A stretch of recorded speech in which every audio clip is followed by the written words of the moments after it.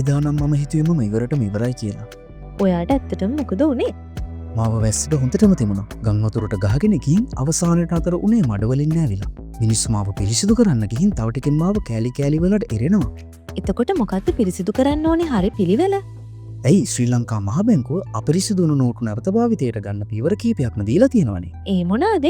මෙන්න මේ විදියට කරොත් අපිරිසිදු නෝට්ටු පරිස්සමට පිරිසිදු කරගන්න පුළුවන්. තුන මුදල් නෝට්ටු ප්‍රවේශමෙන් හසුරුවන්න. එකට ඇලවුණ නෝට්ටු මදවුණු වතුර භාවිතා කරලා සෙමෙන් වෙන් කරගන්න. දෙතමාත්තු කර මද පවන වේලා ගන්න. අයියෝ සබන් දාලා හොදලා අයන් එකක් පාවිච්චි කරලා ඉක්මනින් වේලා ගන්න පුළුවන්. එහෙම කරන්න බෑ. එහෙම කරොත් අපිට තව හානි වෙන්න පුළුවන්. ඒ නිසායි මේ පියවර අනුගමනය කරන්න කියලා ශ්‍රී ලංකා මහ බැංකුවෙන් කියන්නේ. හරි. එතකොට මේ විදිහට කරලා ඔයාගේ යාළුවෝ හැමෝම බේරුණාද? හැමෝම නම් බේරුණේ නෑ. හොඳට මහානි වුණ යාළුවෝ කිහිප දෙනෙක්ටම ළඟම තියෙන බැංකුවට යන්නත් සිද්ධ වුණා. එහෙනම් බය වෙන්න දෙයක් නෑ. එයාලා අලුත් වෙලා එයිනේ.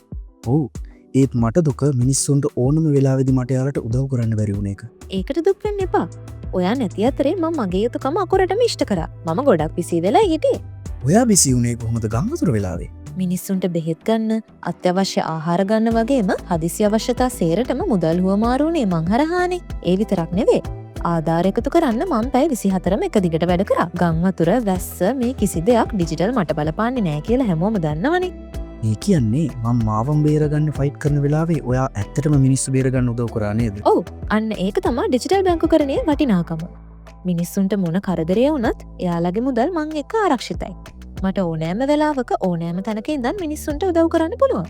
ඒ වුණාට මම මිනිස්සුන්ගේ අතේ ඉද්දි එයාලගේ ගනුදෙනු කරන්න හරි ලේසියිනේ. ඒක දැන් වෙනස්. ඩිජිටල් බැංකුකරණයෙන් ගනුදෙනු කරන එක දැන් ගොඩක්ම ලේසි වගේම පහසුයි. මුදල් අතේ තියන් ඉන්නවට වඩා ඒක ආරක්ෂිතයි. මට මේ වුණ දේවල් එක්ක ඔයා කියන කතාව ඇත්ත තමයි. ඒකනේ කියන්නේ.